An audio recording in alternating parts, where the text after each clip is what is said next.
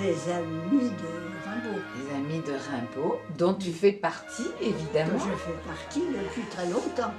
Oui. Alors celui-ci, c'est le numéro 59, donc en 2020. Et effectivement, quand on ouvre la page, on tombe, voilà, on tombe sur ce magnifique dormeur du Val. Et donc Jeanne Esmin, peintre et graveur. Et voilà le magnifique... Oh, c'est superbe, c'est superbe. Là, c'est le résultat d'un certain nombre de recherches, oui. Justement, dans le flot de ce qui est parvenu à me pousser à faire ça, il y a eu beaucoup de stades différents. Attends, si tu prends le recueil bleu qui est là-bas sur la presse,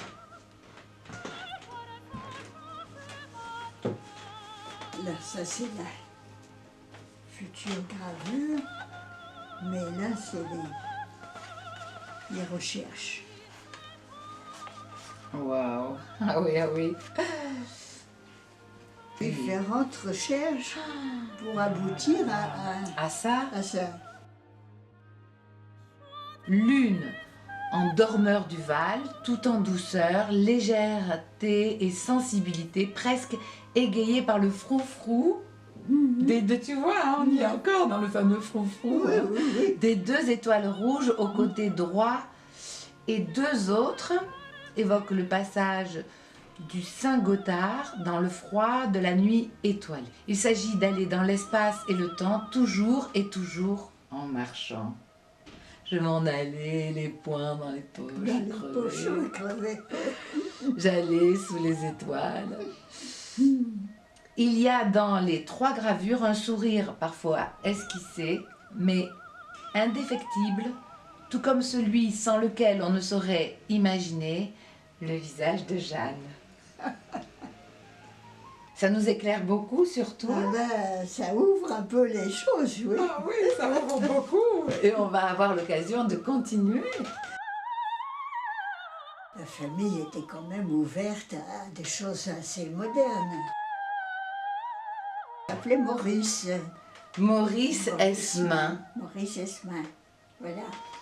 Et alors, il est juste incroyable. Et maintenant, il va devenir très reconnu parce qu'il a une histoire extraordinaire, cet oncle-là. Ben oui, oui, parce que quand même, il aurait pu rester à l'arrière, étant donné qu'il avait fait aussi des études de médecine. Mais il a voulu absolument monter en ligne et être au premier. Et malheureusement, c'était juste le jour de son anniversaire qu'il est décédé. Le mont sans nom. Le mont sans nom. Sans nom. Et c'était en 1900, pardon. 18, c'était juste la terminaison de la guerre. La fin de la Il guerre. aurait pu soigner ceux qu'on avait emmenés à l'hôpital Chaptal. Bah oui. Puisque Bah oui. il a fait des dessins à l'hôpital Chaptal, des malades allongés. Il n'est pas resté là. Hein. Ouais. Il est préféré aller sur le terrain, Voilà, c'est ça. mais il est resté. Et malheureusement, il y est resté. Ah, on m'a expliqué, j'ai lu aussi dans des livres un grand nombre de détails, mais naturellement, c'est l'expérience qui vous apprend le plus. Plus on en fait, et plus on va loin. Oui. Il y a eu plusieurs guides, entre autres, bon, d'abord un ancien prix de Rome qui s'appelait Pierre Jérôme, qui était dans l'Académie Julian de la rue du Dragon. Il aimait beaucoup donner des renseignements sur la façon de créer la formation des choses. Lui-même avait été subjugué grâce à son prix de Rome. Et il s'était rendu compte en allant en Italie combien Giotto avait créé de nouvelles choses, qu'il avait eu un bouleversement, une révolution grâce à l'œuvre de Giotto. La simplicité des traits et l'équilibre de la composition des personnages et des paysages faisait qu'il y avait eu une transformation complète de la vue qu'on avait de représenter des mouvements. Et dans le trait et dans les valeurs. Après, il faut se laisser aller pendant toute une période pour se sentir libre, c'est ça. C'est le choix qu'on fait de se laisser comme transporter ailleurs, qu'on essaye de réaliser ce qui vous a été apporté parce qu'on a lu et d'interpréter soi-même suffisamment loin, ou oublier qu'on existe. Ah oui, C'est ça, qu'il n'y ait plus que ce qui est créé qui importe, c'est vrai. et pas du tout sa propre respiration. Ah ouais. En fait, ça t'a jamais lâché. Tu as commencé très jeune. Oui, non, mais ça c'est par période aussi. Oui. C'est plus ou moins fort, oui. Cette C'est quand créativité. c'est très fort, il faut vraiment se laisser aller, parce que c'est le moment maximum. Mais il ne dure pas toujours très longtemps. Non. Non, c'est le jeu est un autre. C'est le fameux jeu est Jeu. un autre. J-E Oui, J-E, c'est ça. est un autre. Ben oui. Ça devient le ça. Voilà, c'est ça. Les simples dessins, le jaillissement est immédiat, oui. Sans reprise des choses, que ça soit du direct, c'est ça. Ah non, ça c'est pas très facile. Et justement, on a besoin d'une sorte de solitude. Ça aussi, c'est indispensable, parce que si on est trop à côté de la vie des autres, on n'est pas suffisamment dégagé dans la liberté. Il faut s'en aller. C'est ça. D'ailleurs, c'est ce que faisait Arthur. Il partait. On disait qu'il fuguait, mais c'était ça, pour pouvoir être vraiment lui-même. Ah oui, oui, non, mais quelquefois ça fait mal, hein. C'est très douloureux. C'est plus que quelquefois. Faut pas croire que ça soit facile. Hein. Non, non, c'est toujours très difficile. Femme. En somme, est d'être à part des autres. Se sentir tout à fait isolé, parce que ça donne une sorte d'angoisse en plus. Parce que justement, la création a besoin de solitude. Sinon, on ne se dégage pas vraiment complètement. Si on est toujours agrippé à ceci ou à cela, il faut vraiment que ça soit comme le vide pour se sentir au-dessus de ce qu'on veut exprimer. Oui, oui, ça c'est certain. Parce qu'à ton époque, une jeune fille. D'ailleurs, c'est pour ça qu'il fuyait à toute vitesse. Parce que pour lui, c'était insupportable. Cette espèce de coque dans laquelle on l'a fait vivre. Parce que sa mère voulait que tout soit très strict, comme il faut. Pointillé. Et c'était un garçon. Et puis c'était un garçon. Et c'était un garçon, alors.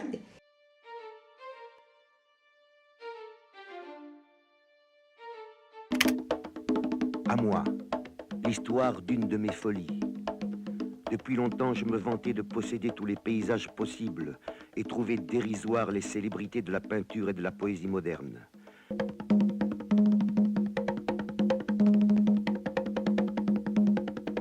Ce fut d'abord une étude. J'écrivais des silences, des nuits. Je notais l'inexprimable. Je fixais des vertiges en moi. Je pourrais les redire tous. Je tiens le système. Ma santé fut menacée. La terreur venait. Je tombais dans des sommeils de plusieurs jours et, levé, je continuais les rêves les plus tristes. J'étais mûr pour le... Cela s'est passé. Je sais aujourd'hui saluer la beauté.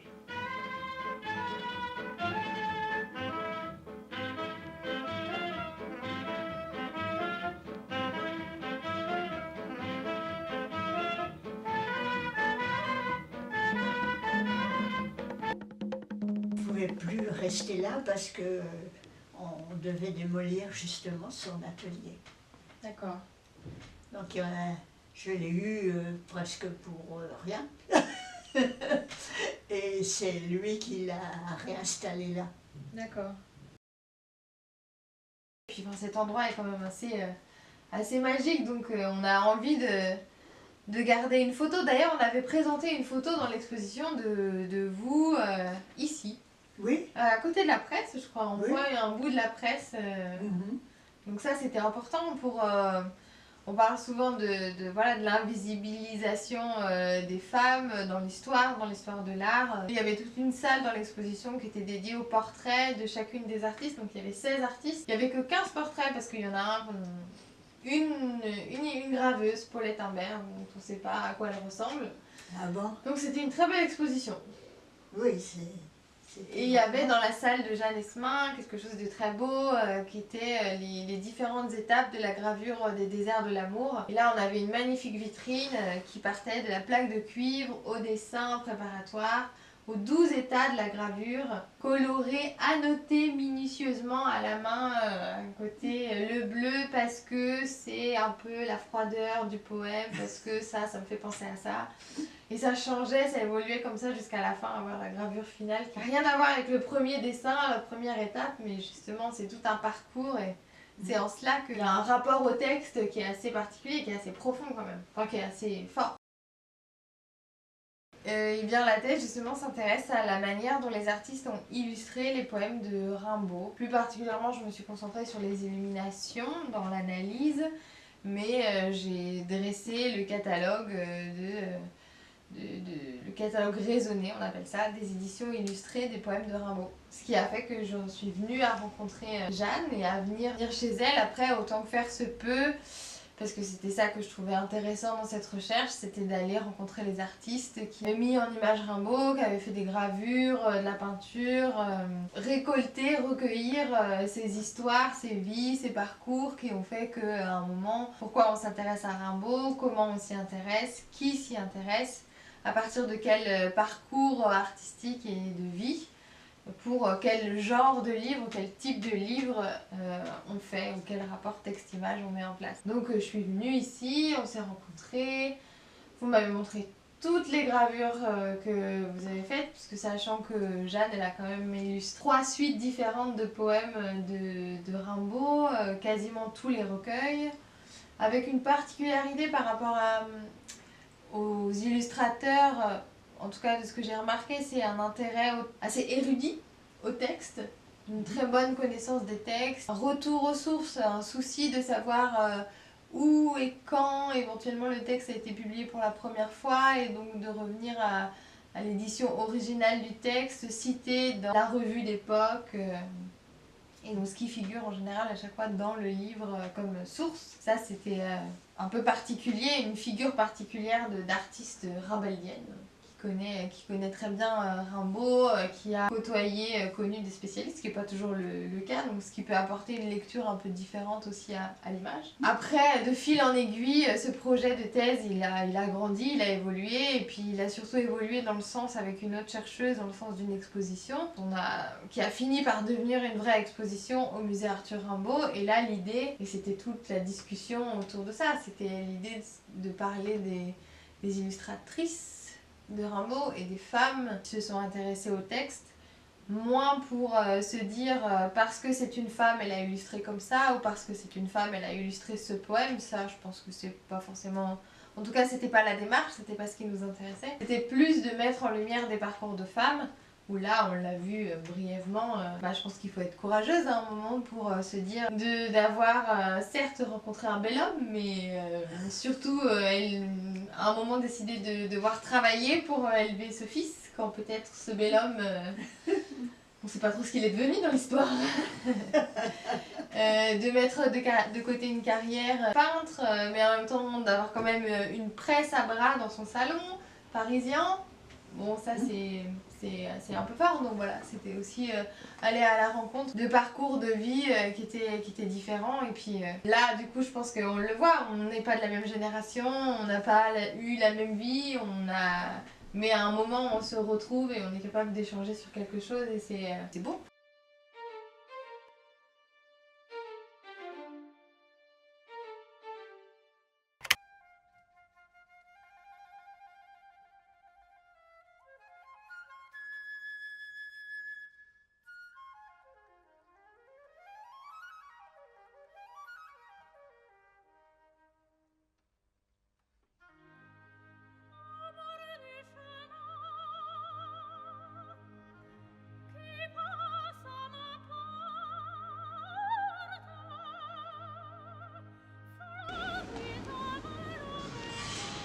On va sortir par là.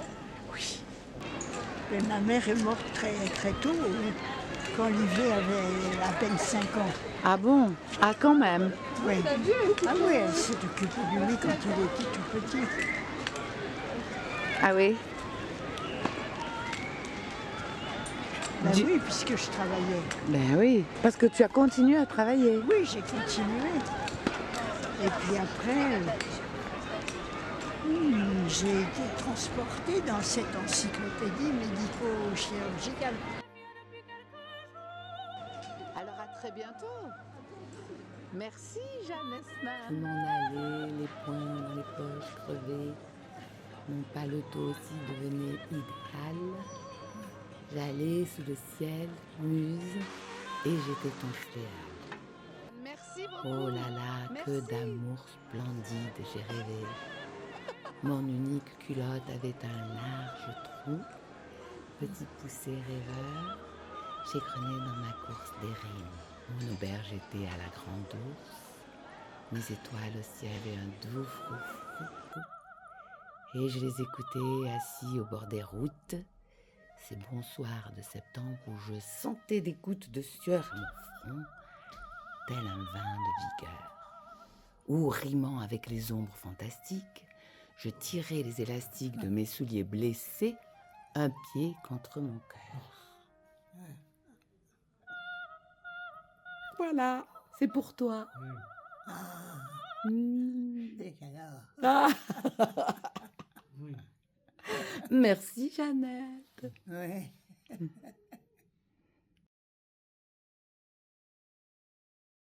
Alors comment elle s'appelle cette toile? Hommage à Van Gogh. Hommage à Van Gogh. Ça c'est le catalogue de Jeannette alors. Oui, c'est le catalogue de l'exposition. Voilà, donc catalogue et puis bientôt le film. Bien... Et puis à formidable que tu aies pu rencontrer Jeannette. Tout à fait. Voilà. Bravo Jeannette pour ta carrière poétique et ton univers extraordinaire. Merci. Ah, ça y est, c'est l'heure de sortir. Bonne nuit, good night.